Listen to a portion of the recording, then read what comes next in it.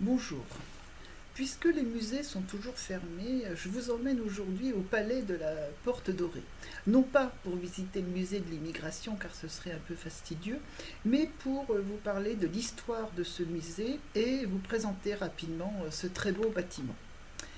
Le palais de la Porte Dorée a été construit en 1931 à l'occasion de la grande exposition internationale qui s'est tenue de mai à novembre. Il s'agissait d'une exposition coloniale pour promouvoir l'image de la France impériale au fait de sa grandeur. Ça prend l'aspect d'une vaste fête populaire qui s'étend depuis la Porte Dorée et sur 10 kilomètres de chemin dans le bois de Vincennes. Vous pouvez voir, quand on entre dans le hall du palais, un tableau qui représente le plan de l'exposition et les bâtiments qui existaient. Cette exposition a accueilli 8 millions de spectateurs auxquels la publicité avait promis le tour du monde en un jour. Devant les marches du palais, pendant l'exposition, se tenait la très haute statue d'Athéna, qui fait 5 mètres de haut, et que nous pouvons voir maintenant devant les fontaines de la Porte Dorée. Athéna, déesse de la guerre, de l'industrie, bizarrement surmontée d'un casque gaulois, évidemment, symbolisait la France.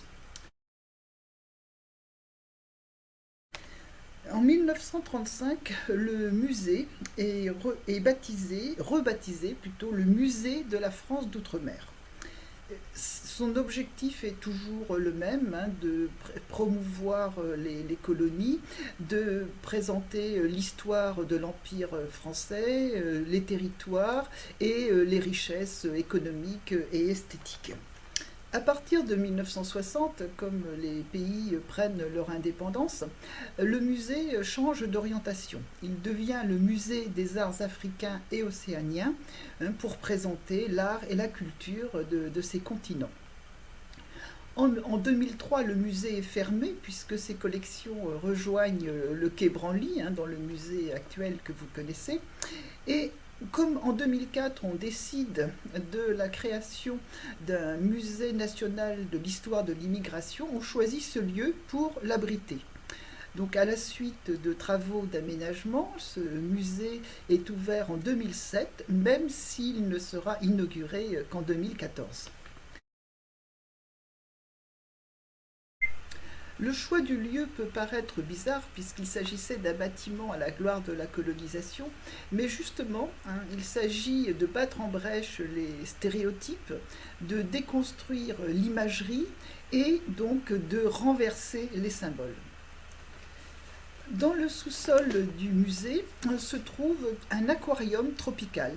Lui aussi date de l'origine à 1931 et il a toujours été très fréquenté, même lorsque le musée connaissait une fréquentation un peu plus faible.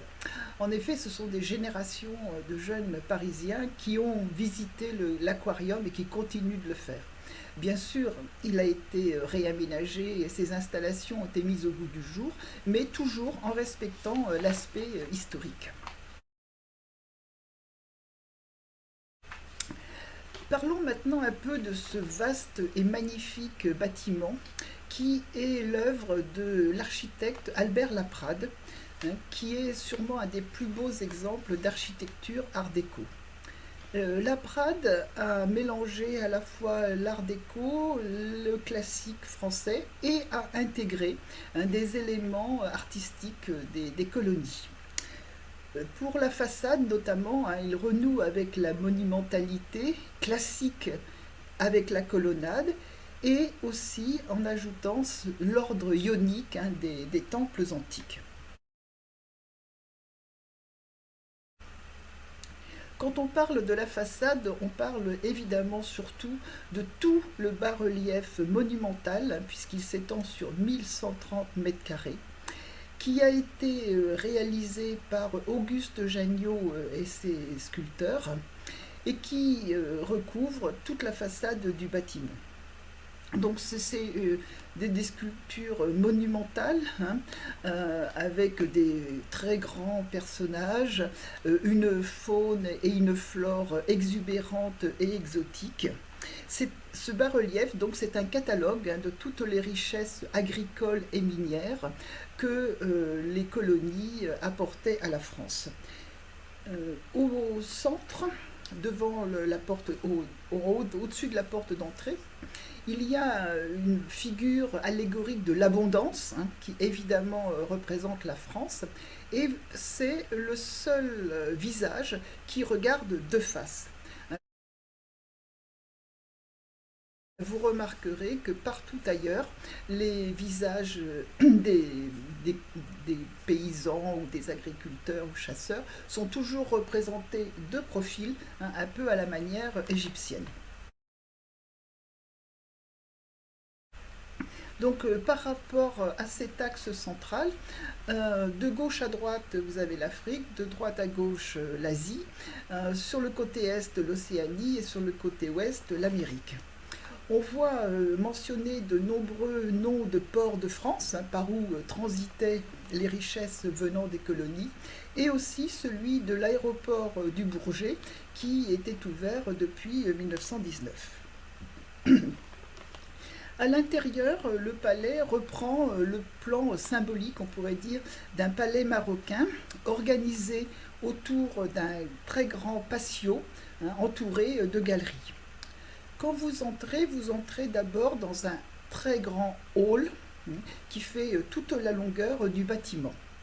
À chaque extrémité se trouve un grand bureau ovale qui était aussi un lieu de réception pendant l'exposition de 1931 et qui donc avait été très richement doté afin évidemment d'éblouir les visiteurs.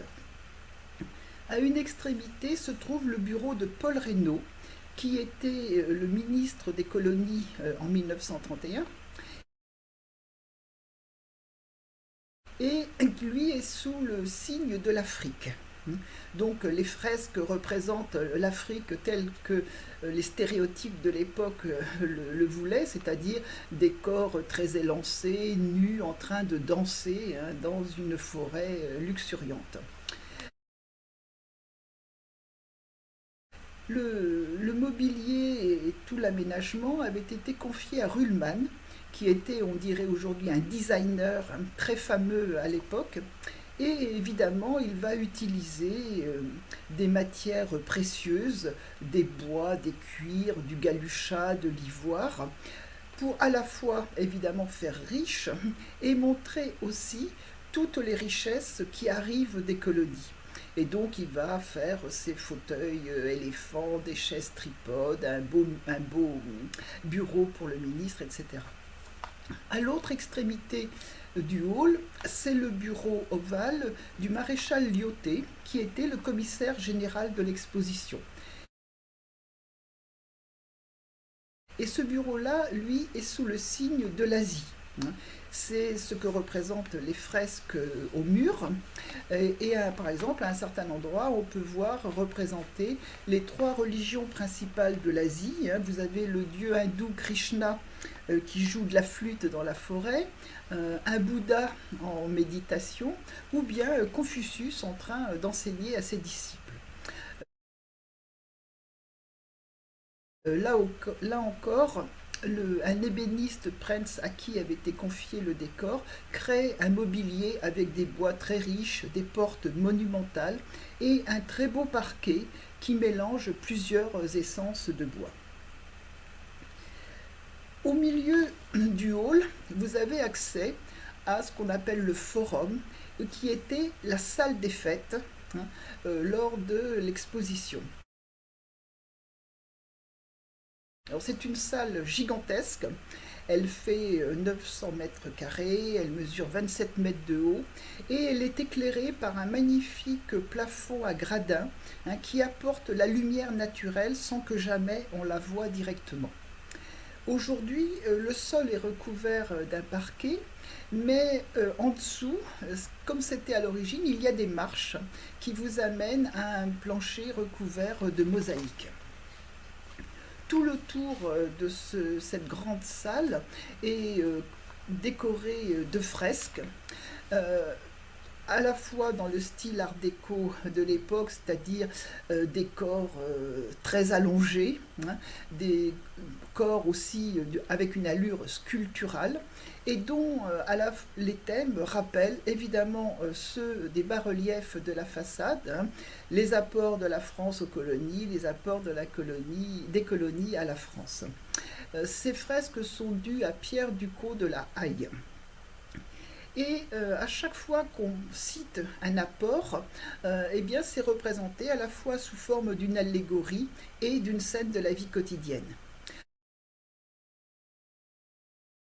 Par exemple, l'allégorie de la liberté, hein, est associée à une scène qui se passe en Afrique où on voit des paysans en train de ramasser des fruits, d'autres en train de chasser ou de pêcher, et devant un prêtre missionnaire qui délivre un jeune Africain de ses chaînes.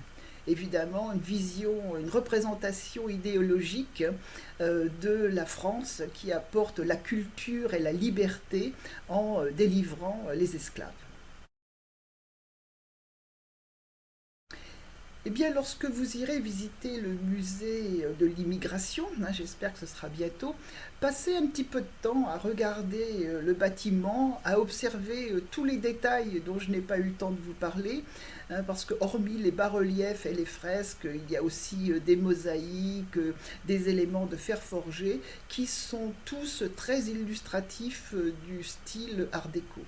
Et si c'est un jour où il fait beau, eh bien, regardez aussi le jardin, hein, qui a été refait récemment et qui contient 130 espèces venant des 5 continents, toujours en écho à la vocation du musée, la colonisation, l'immigration et l'aquarium tropical. Au revoir.